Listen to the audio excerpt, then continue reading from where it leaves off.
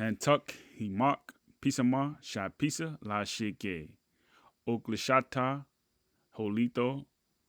Oakland, Illinois. Holito. Oakland, Miami. Holito.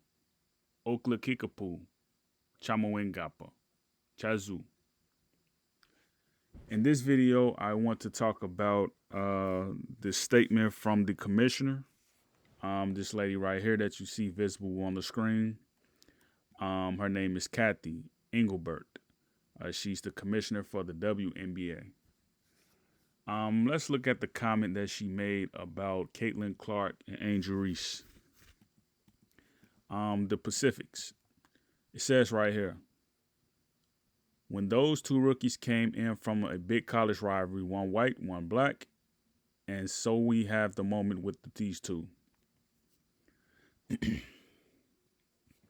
I think it's kind of weird that you just call like Angel Reese black. I think that's weird. Like, I don't think she probably wants to be called black.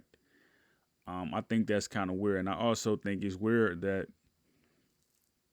you totally like just kind of offer up the Chandler to Caitlin Clark by calling her white. Like, I don't think she wants to be called white neither.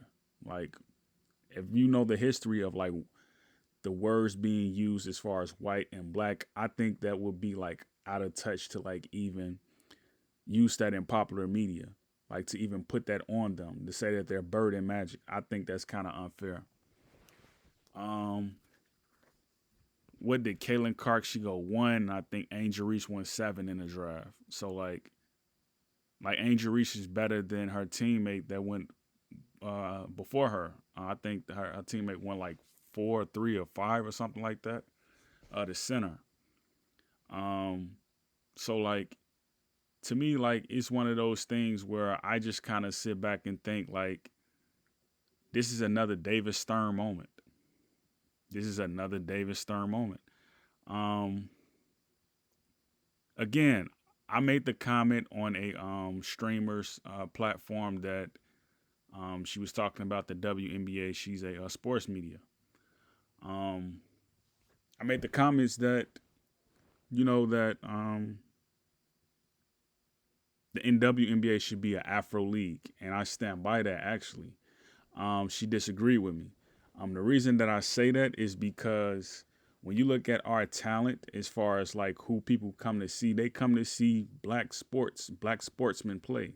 They come to see us play, and they're in the stands, they're cheering us on.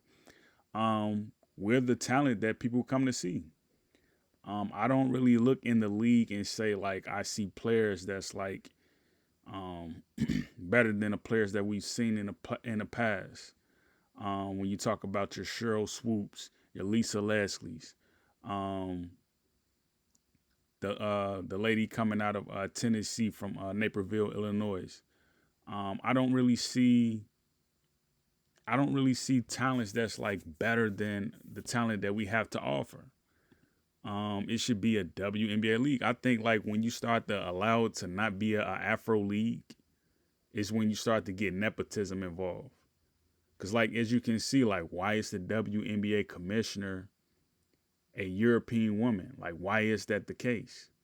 You know what I mean? Like, why is it, like, why is she the WNBA commissioner? And again, like, if you look at the NBA when David Stern was in the league, a lot of stuff was going on back then. Like Amari Stoudemire, he was unhappy with his situation. Allen Iverson, he couldn't get a career. They kept keeping him out of the league after he left the 76ers. So like, a lot of nepotism starts to get involved. When you look at Jamal Crawford not being able to get signed. When you look at Stephon Marbury not being able to get signed. He had to go to China to play. Zach Randolph, they were talking about his attitude issues and stuff like that. Like the man has no attitude issue. Again, like, they're going to make bait out of this situation, and they're going to come down on Angel Reese eventually. If she doesn't perform next year, they're going to say she's a bust. If she doesn't perform after that, they're going to be saying a lot of stuff about her. And like, when Angel Reese says like, mental health is important, like, it totally is. Because like when you around this type of environment, when it's not an Afro league, you have to deal with them purple sheet and everything.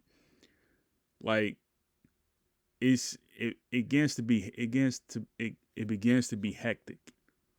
Like you have to deal with them every day on the job. Like it becomes a 9 to 5. Like you don't have love for the game anymore. Like you don't have passion to play.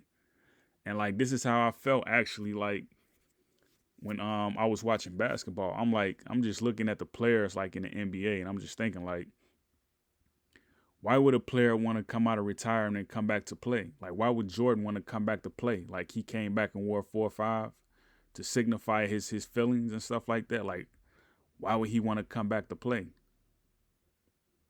He felt like he was no longer 23.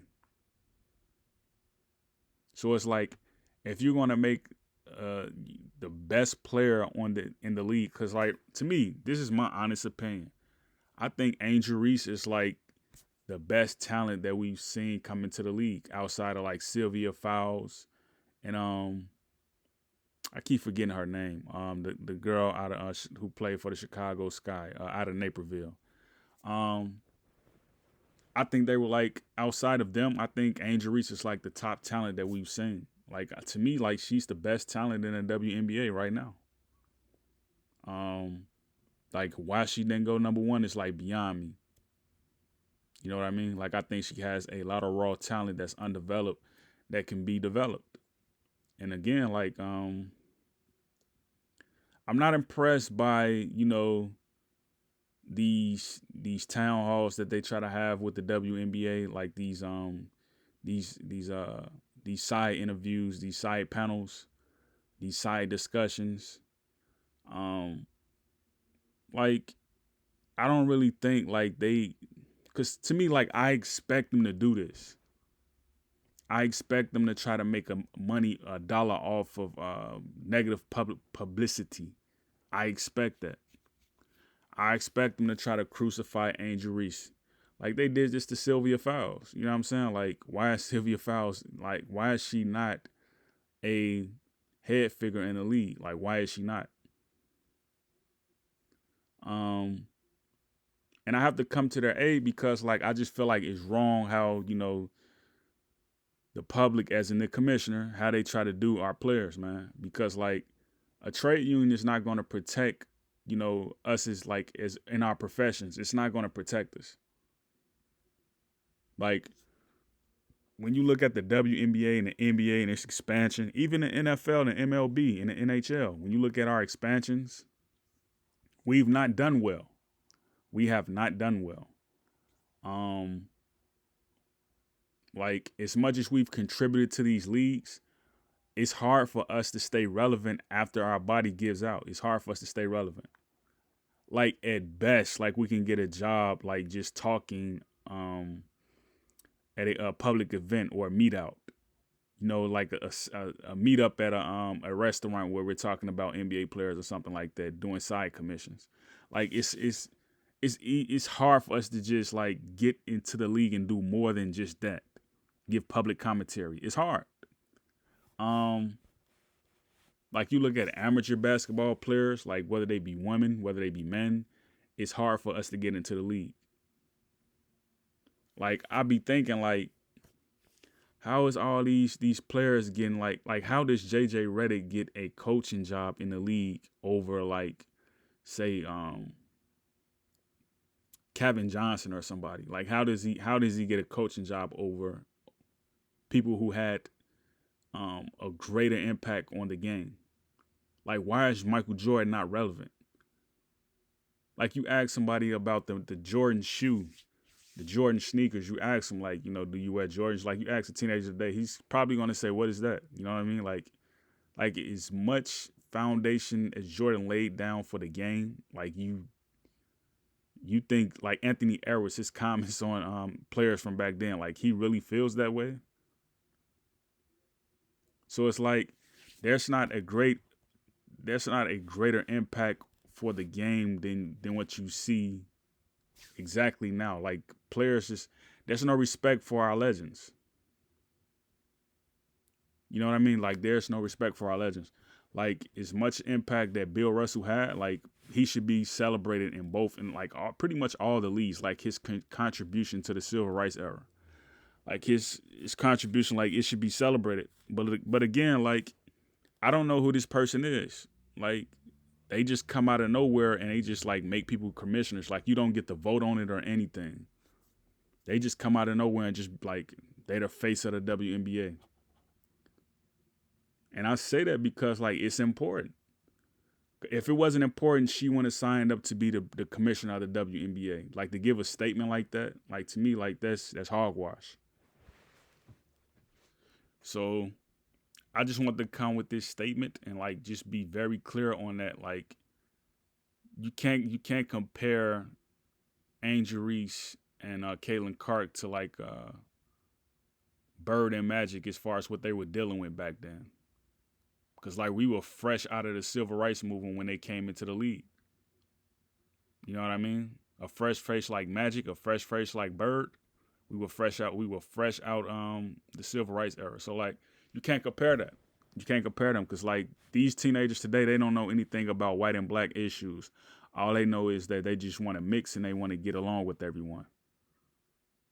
They don't take the hard what Muhammad Ali said, like he's not going to fight in another man's war. They don't take heart to that. You put a gun in somebody's face and a piece of paper in a sheet and tell them to sign up for a draft. These people are not going to go to the courthouse and protest.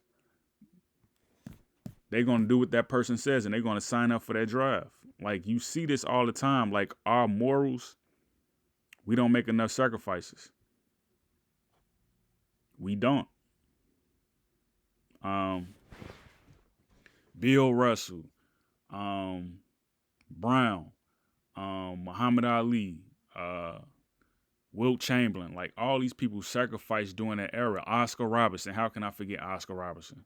Like all these people sacrificed so much just for the WNBA, the NBA to exist to what it is right now. You know what I mean? Earl Monroe, they sacrificed a lot. Walt Frazier. So it was a bad statement to make. And again, like she should resign as WNBA commissioner after making a statement like that. You know what I mean? Because I see what she's trying to do. You know what I mean? Like Angel Reese, she's too young to be dealing with that type of energy right now. She's too young. Like she's just coming off an injury. She's too young for that. You know, she shouldn't have to deal with that type of publicity. Like she shouldn't be asked a question about race. You know what I mean? Like she's in that hip hop pop era, so she's not even she don't know anything about that era from back then. Really, she probably doesn't. So like this statement like a public apology should have been issued like right after she made a statement like that, and like she should have resigned.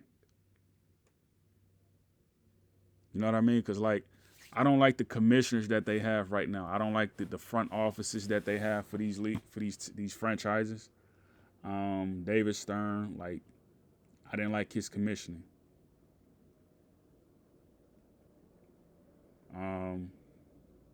Adam Silver, I don't like his commissioning. I don't like it.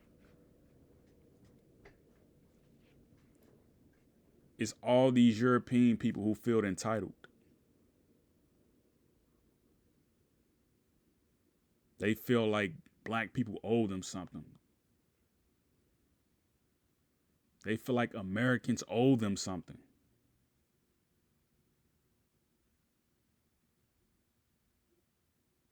So like she easily could have said like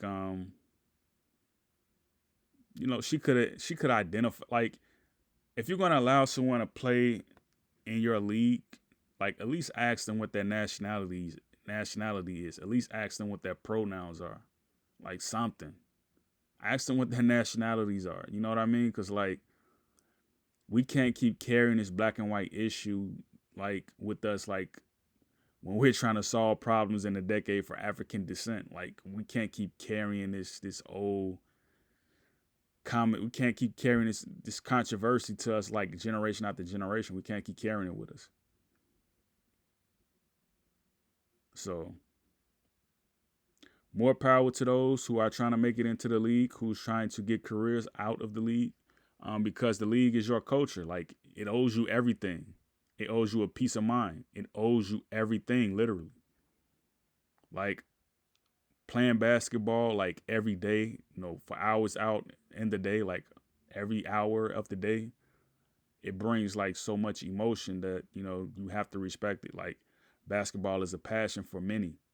So like, you can't just interject race into everything where it just seems like, you're taking away from other people who've gathered up their livelihood and like making this like a livelihood for other people. You know what I mean? So like the NFL, the NBA, the WNBA, it needs to be celebrated. Great piece, Anumpa Yakoki.